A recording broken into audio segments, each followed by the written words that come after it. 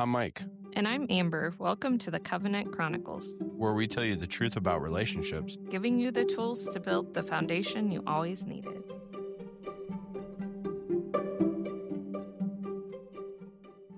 Welcome back to the Covenant Chronicles. Hello. I can't. Anyways, what are we talking about today? Well, we actually have in our school community a year-long couples workshop slash Bible study, if you will. And I thought it would be cool to actually start a series. Well, I guess it'd be a pretty long series because it is a year long, but essentially one of the 2 days out of the week that we release podcasts actually going through this and talking about it because there's some really cool stuff in here. And I think it would help not only give people some valuable information about relationships, about covenants, about marriages from a biblical standpoint, but also be able to actually talk about the stuff that's in there and have a direct relation where, you know, if you go to the school community and you join the community, which is free, and you were to go through this workshop or Bible study and basically going week by week, it would also give you the ability to hear our take on it, if you will, and be able to actually have some audio that goes around along with the worksheets and the scripture that is in there. So, with that being said, week 1 is titled The Foundation of a Covenant. Essentially, what makes a covenant different from a contract, because there is a difference. And, we did a previous podcast a while back about what is a covenant and the differences between, a marriage contract and a covenant, right? Like a covenant marriage. So we'll start off with this and the overview, which is a contract is a legal agreement between two parties based on performance. A covenant is a sacred bond sealed by sacrifice, not what do I get, but who do I become? So this week establishes the biblical DNA of covenant thinking. And we actually start off in Genesis 15, 1 through 18, which is when essentially God walks through the pieces alone. So if you have go to the ESV to make it easy to read. So I'll read that. It says, God's covenant with Abraham. So after these things, the word of the Lord came to Abraham in a vision. Fear not, Abram. I am your shield. Your reward shall be very great. But Abram said, O Lord God, what will you give me? For I continue childless, and the heir of my house is Eliezer of Damascus. And Abram said, Behold, you have given me no offspring, and a member of my household will be my heir. And behold, the word of the Lord came to him. The man shall not be your heir. Your very own son shall be your heir. And he brought him outside and said, Look toward heaven and number the stars. If you are able to number them, then he said to him, So shall your offspring be. And he believed the Lord, and he counted it to him as righteousness. And he said to him, I am the Lord who brought you out from Ur of the Chaldeans to give you this land to possess. But he said, O Lord God, how am I to know that I shall possess it? He said to him, Bring me a heifer 3 years old, a female goat 3 years old, a ram 3 years old, a turtle dove, and a young pigeon. And he brought him all these, cut them in half, and laid each half over against the other. But he did not cut the birds in half. And when birds of prey came down to the carcasses, Abram drove them away. As the sun was going down, a deep sleep fell on Abram, and behold, dreadful and great darkness fell upon him. Then the Lord said to Abram, know for certain that your offspring will be sojourners in a land that is not theirs, and will be servants there, and they will be afflicted for 400 years. But I will bring judgment on the nation that they serve, and afterward they shall come out with great possessions. As for you, you shall go to your fathers in peace. You shall be buried in good old age, and they shall come back here in the fourth generation, for the iniquity of the Amorites is not yet complete. When the sun had gone down and it was dark, behold, a smoking fire pot and a flaming torch passed between these pieces. On that day, the Lord made a covenant with Abram, saying, to your offspring, I gave this land from the river of Egypt to the great river, the river Euphrates. So, a lot to unpack there. It's kind of long. There was 18 verses there that we went through. But what I wanted to bring up is this. Okay, so and this is in the workshop here, but it says in ancient covenant rituals, both parties walked between split animals, meaning, may this happen to me if I break this bond. But God put Abraham to sleep and walked through alone. This is a unilateral, unconditional covenant. God says, I will keep this even if you don't. Contracts have exit clauses. Covenant bear the cost. So this is really interesting because this is one of the first examples, right, you see of an actual covenant being made in the biblical sense, right? And you see this situation in which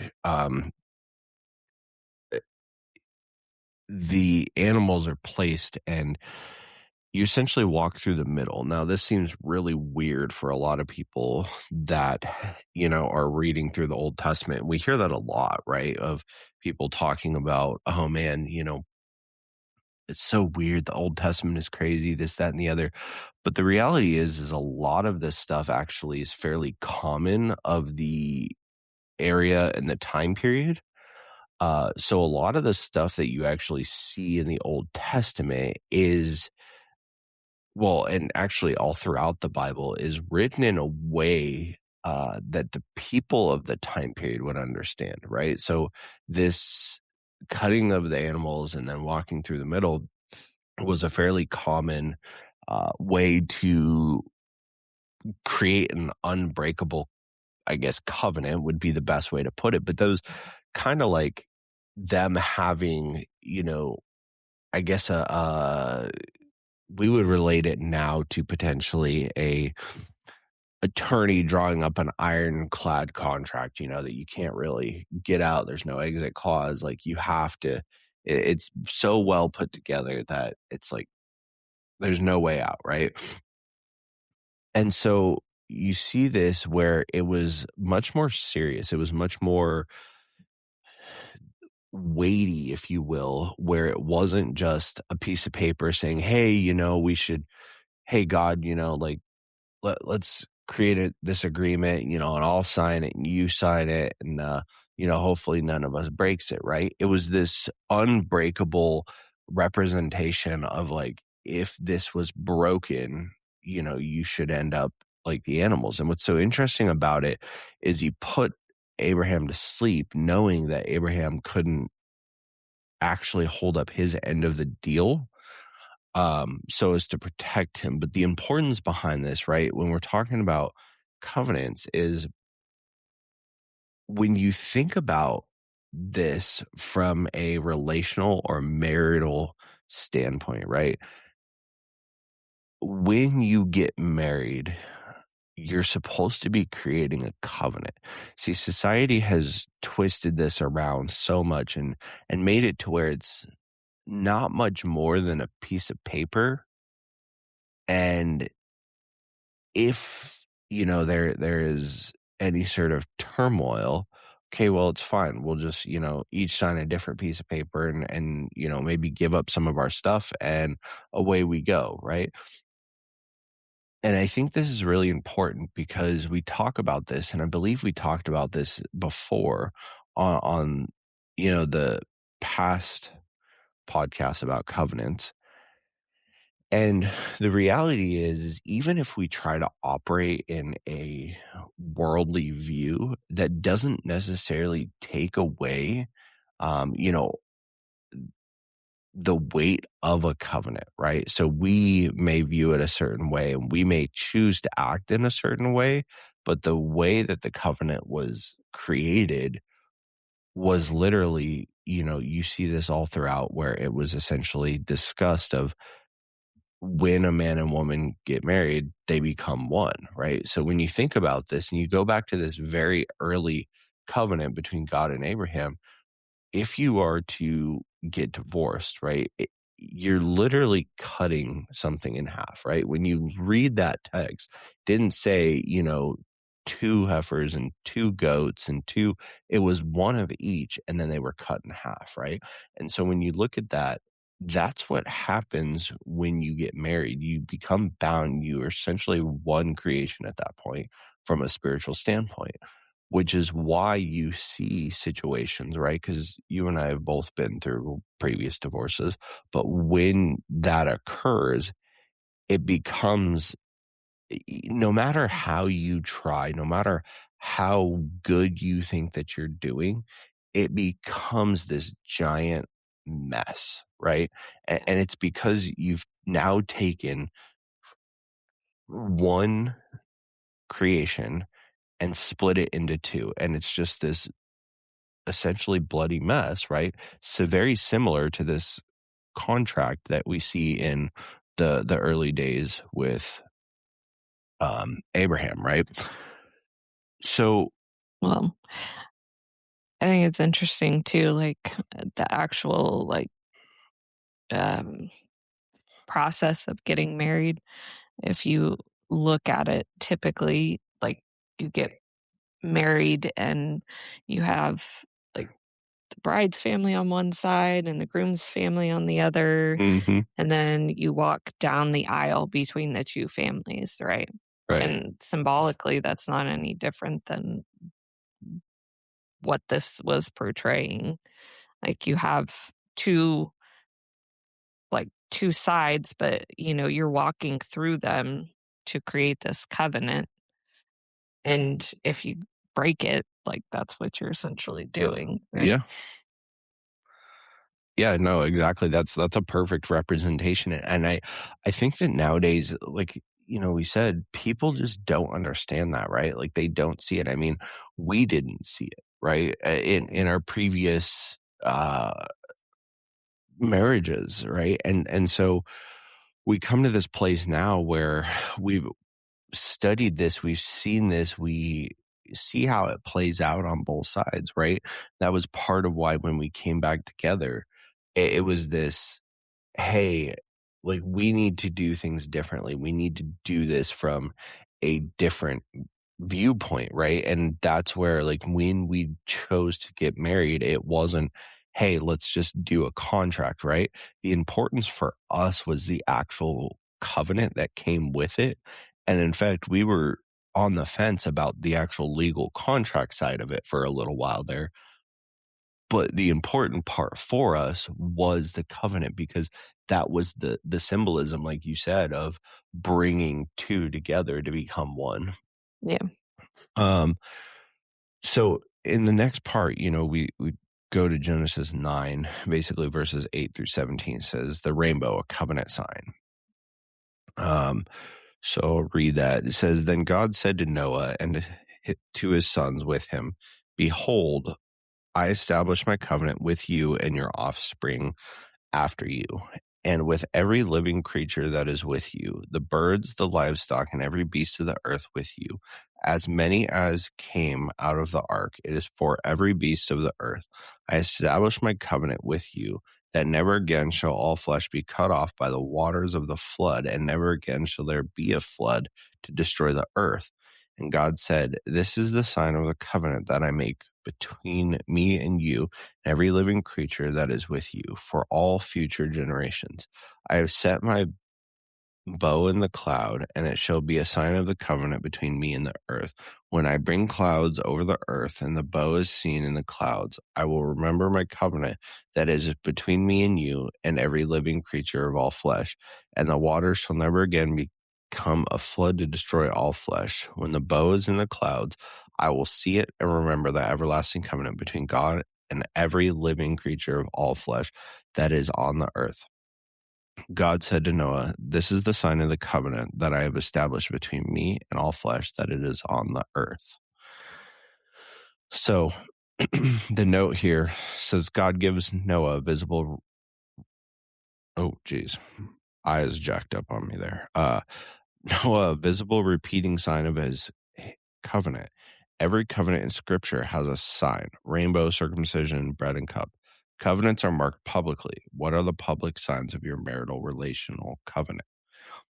So this one's really interesting to me, right? And I think this is a great one because we see this a lot, right? In the sense of there's a couple things that are traditional inside of marriage, right? One is which, when you become one, right? The woman historically takes the man's last name, which is one of those signs of a covenant. The second thing is the ring, right? And so it's so interesting to me because when you really think about it, part of the ceremony is giving the ring, right? And there's this whole part of a, traditional marriage where it is this symbol of like giving the other person this ring and putting it on their hand, right? And I think that's so interesting because it's very much like God giving the rainbow to his people and saying, "Hey, this is my covenant." And I think this is really important too, because a lot of times we have this, I would say from when we're little, at least for me, growing up, you go to Bible school, you learn about the rainbow and there's little Bible school songs that go along with it.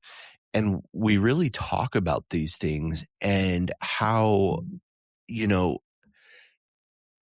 it's always perceived as like, hey, it's God reminding us, right, that this is his covenant. But when you really think about it and you look at that text, he says, no, this is, my symbol to you. But when I see it, I remember my covenant with you. Mhm. Right? And so God is explicitly saying there that, like, he remembers when he gives this covenant. And so I think or when he gives this symbol, and I think that's really important, right? Because when you start thinking about these things that people have gotten so, like, um, lax about, or they take for granted, right? It's like, you and I have had this conversation before about stuff in like our previous, marriages where like, there was a time period where you just kind of stopped wearing your ring. For me, I Yeah. never cared about the last name change, all this sort of stuff. And what's so interesting about that is you look at how those ended. And I'm not saying that those, oh, it's because, I didn't make her change her last name. It's because, you didn't wear your ring at a certain point, whatever. But how much of that actually influenced it, right? Because those are the markers of a covenant in the sense that it's a reminder, right? And you go back to like us the other day. So, we talk about doing these anchoring exercises where you can actually, take and anchor the memories of your wedding to you playing with your ring. And then, say you're in a disagreement with your spouse, then when you play with your ring, it kind of subconsciously recalls those memories, Mhm. right? And becomes this place of like, you are actually working with your spouse, or your mindset goes to a happy place, and it shifts that energy in that disagreement and puts you back on the focus of like, this is my teammate, this is my partner, right? Yeah. And so we talk about that, and you know we did that the other day, and this really, I don't know, I guess I wanted a lot of visualization with it, so I had all these props and stuff. And, when you really think about that though, it's like we're building this physical representation, and that's not to say, "Hey, um, just like the covenant with God, like, when the rainbow's not in the sky, does that mean that, "Hey, I'm gonna flood the earth?" No. But it is a reminder and a sign of like, "Hey, I have a covenant with my people," right? And just the same way in your relationship or your marriage, right? Uh, giving an engagement ring, right? It's that, like, symbol of, "I'm going to create a covenant with you," and then you get to the wedding ring part, right? And I'm going to create a covenant with you, right? And or I have created at that point, I guess, with the wedding ring, I have created a covenant with you. Yeah. And how often do we take these symbols for granted and just don't really put much weight to them, right? But even going back to like the ancient times, it was always this situation where God had this symbolization of his covenant. And anytime you saw a covenant in the Bible, there was always this symbolization of it. And like not just word saying, "Hey, I'm making this promise." It was always a some type of symbol of the covenant that was created, right? Mhm. And for us, the ring and the name change, and maybe there's other stuff inside of your covenant, right? But these are the symbols that outwardly express and remind us, right? It's for us to say, "Hey, I have a covenant with this person," right? Yeah. It's not just a piece of metal on your finger. It's not just something flashy to show off, to get validation or whatever, right? It is an actual symbol of a covenant that you have created. And all too often, I think nowadays we take these symbols and these representations of covenant, and we just simply don't give them any weight. We don't put any value to them, or not nearly enough value to the way that we should, right? Yeah. And it's so funny because like when you think about that, right? And we talked about it like with us going the other day and doing that anchoring technique.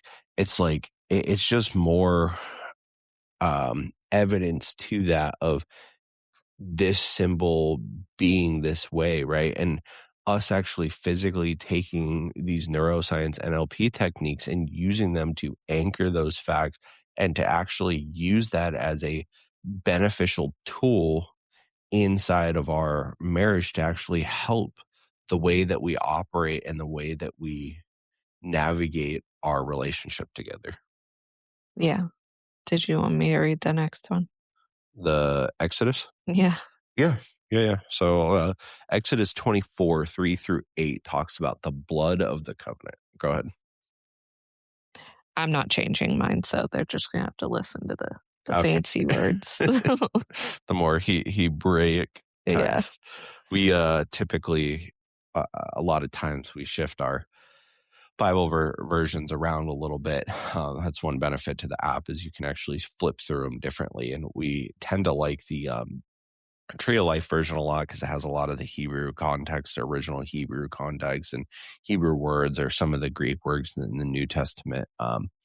Anyways, so I flopped it from that to make it a little more user friendly, but and we're just gonna read it in the Tree of Life. So if you hear any Hebrew in there, that is why. It's not even that bad. But, anyways, so Moses came and told the people all the words of Adonai, as well as all the ordinances, as the people answered with one voice and said, "All the words which Adonai has spoken, we will do." So Moses wrote down all the words of Adonai, then rose up early in the morning and built an altar below the mountain, along with 12 pillars for the 12 tribes of Israel.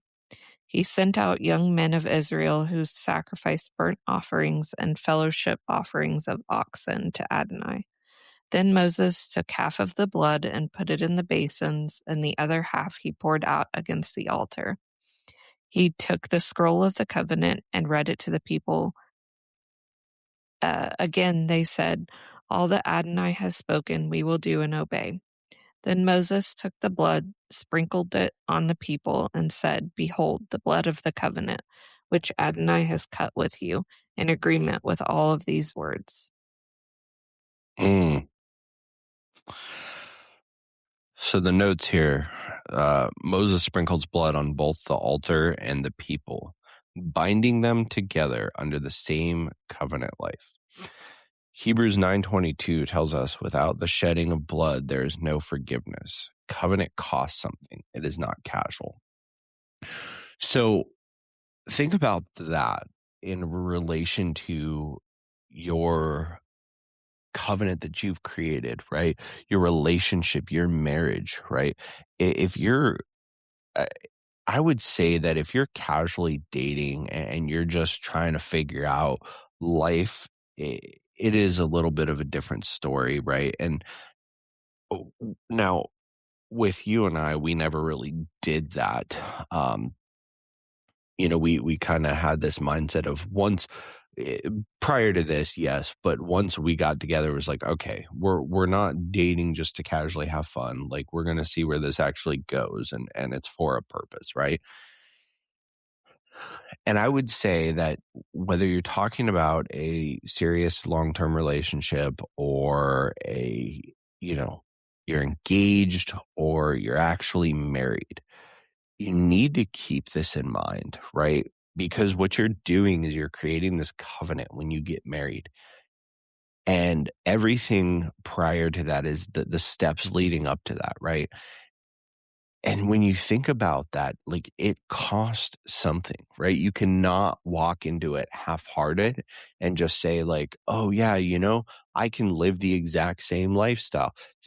How often do we hear this, right? When you see problems inside the relationship and you see it, society label it as living the single lifestyle, Mhm. right?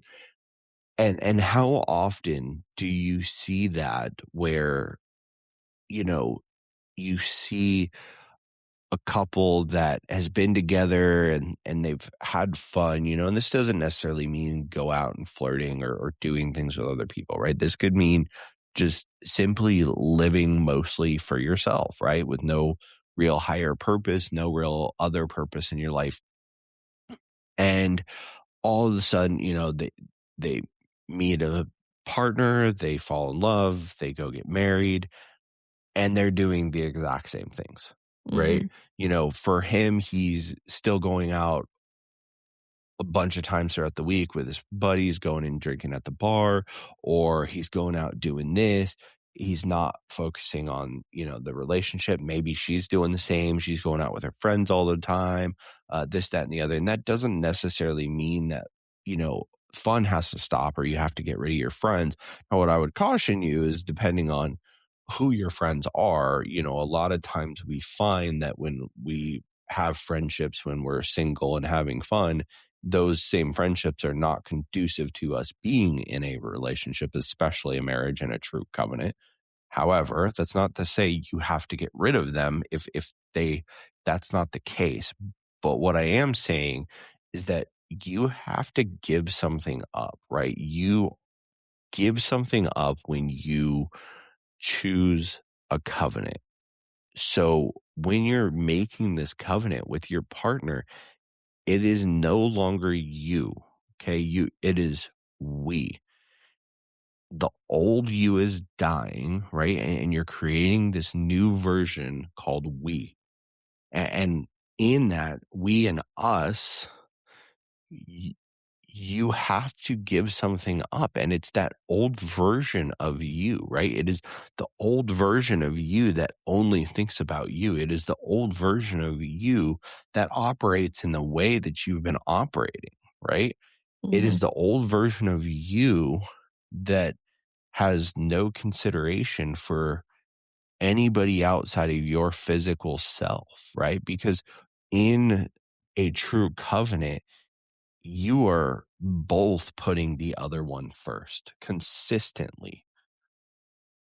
Yeah. And I think that that's an important factor and an important differentiation there of like, hey, you guys need to be aware of this. Like, when you enter in this covenant, you need to actually not only be aware of this, but practice this and live this out, right? You can't operate in the same way anymore and then just be like, "Oh, it's fine." It's okay cuz well, now we're married. We have this piece of paper. No, if you're building a covenant, which is what you're supposed to be doing when you get married, it is a completely different lifestyle, and that is the purpose. That's not this. And here's what I will caution, because we've also talked about this on the other side, right? It's not this, oh, fun stops, everything stops, sex stops, all of this stops, and we just kind of live this like boring life. No, what stops is the single lifestyle. Yeah. The intimacy and the sex and all that fun stuff is not part of the single lifestyle with when it is with your partner.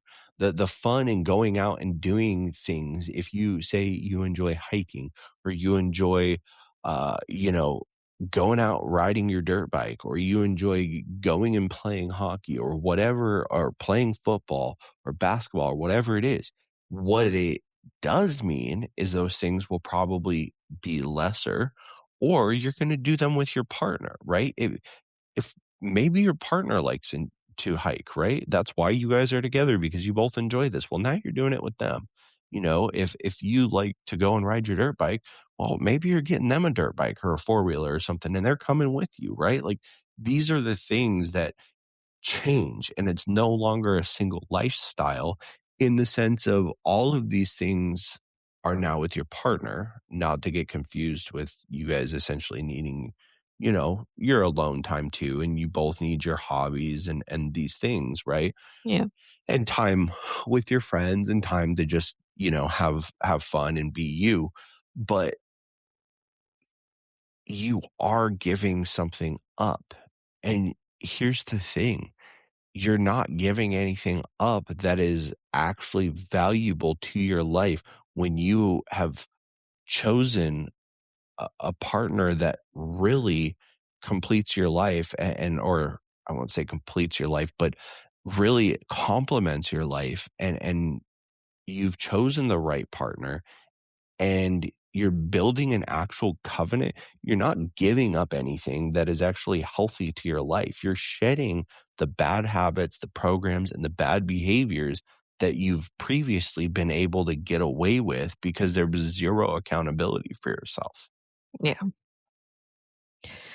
And the next part is um, Hebrews 8, verses 6 and 7.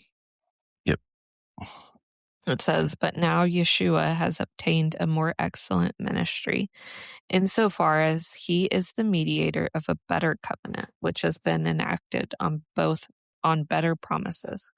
For if that first one had been faultless, there would not have been discourse seeking a second." So the new covenant is described as better because it is built on promises written on hearts, not stone.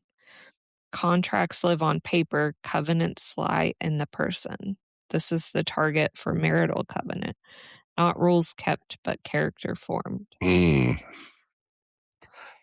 How often do we see that, right? Where there's these rules, these expectations placed inside of a marriage, inside of a covenant, right?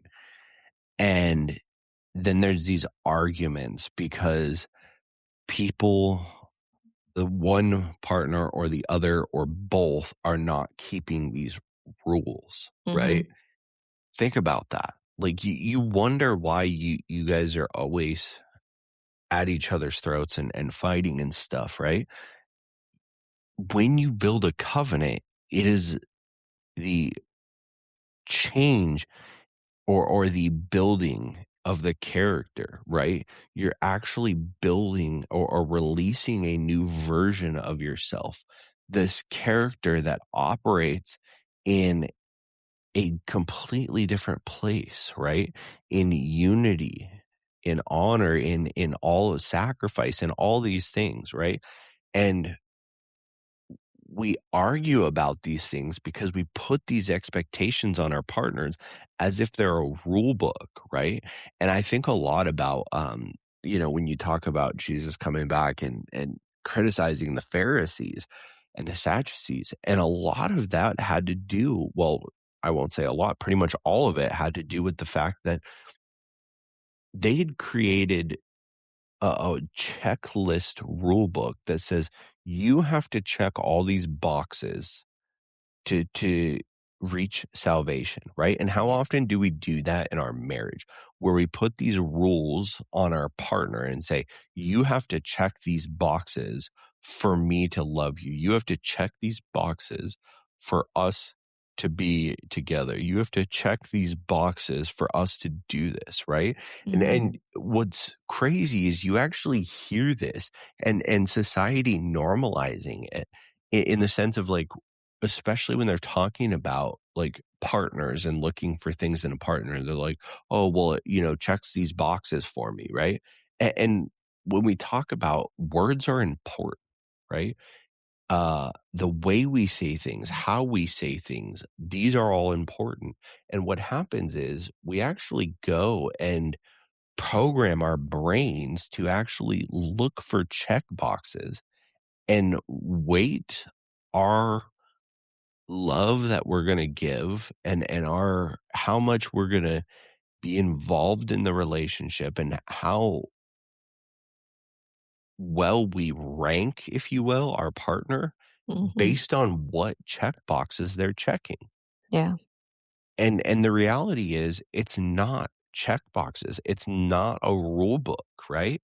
Like building a covenant means that you both change and who you are, your identity is different, right? Yeah. When you make that choice to create that covenant, you leave that standing at the altar, you leave that altar differently, Yeah. right? Think about that, right? Where do you see altars in the Bible? Always with a sacrifice, right? They're always giving the sacrifice of blood and with the intention, or, I guess there's other sacrifices, so I don't want to go down this whole rabbit hole. There is other sacrifices, right, outside of blood. But for the most part, right, you see a lot of the blood sacrifices. Um, you see a lot of the other sacrifices as well. And with that, though, the point behind that is you're always giving something and sacrificing something to draw nearer to God, right? To become closer. It's about that relationship and becoming closer, right? Mhm. And yet here we are where we literally have this representation, like you said, we walk down the aisle with the two families, right, that are split, just like the animals, and we walk down the center of them, right, binding those families together, right, Mhm. and then literally with the representation of if you break this covenant, we end up split like these families where we go to the altar and we're supposed to be sacrificing ourselves and the old version of ourselves Yeah. to bring us closer to this person, to create one unity. And then we exchange rings for the representation of this covenant, right? But Yeah. yet, how many people walk away and say, they focus on the man, well, I need the perfect cake and I need the this and I need the that. And we got to save up for 3 years because, or whatever the case may be, right? And then the ring, right? Oh, there's this whole like societal thing of like, oh, if you don't spend this much on the ring and it doesn't mean anything. And, if you don't spend this much on your wedding and you don't have this and you don't have that, da da da da da da. Da. And we put so much emphasis on these like physical monetary, worldly societal things that mean pretty much nothing, right? Yeah. And we don't put enough weight in the representation of all of these things and the fact that we're creating a biblical covenant with very similar representations, right, to the way they did this covenant back in the old days. Now, obviously, right, we're not taking a cow and a goat and stuff and cutting it, and so, like, Yeah. think about if you did that at your wedding, right? You probably end up in jail for some type of crazy, you know, law animal abuse or something, right? But we are walking through these same representations and these same rituals that you saw, covenants and sacrifices and symbolism of covenants throughout the Bible. And yet we treat marriages like it's just a contractual piece of paper. Yeah. There's a couple of questions um, to think about as we kind of close this out. But the first one being, where in your marriage relationship do you operate from a contract mindset? So, like keeping score or conditional love, having those rules rather than a covenant mindset. And what would it look like to remove the exit clause? Yeah, I think that's a big one there.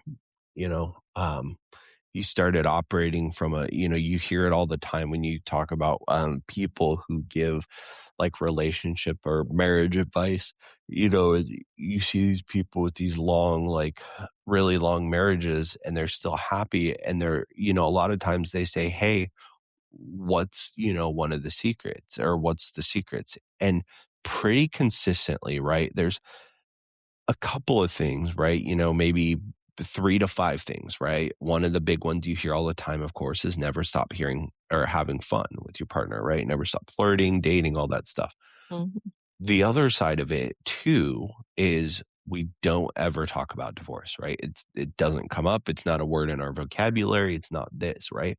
So they removed that exit clause and said, we might not always get it perfect, but our goal is to always operate from a covenant mindset.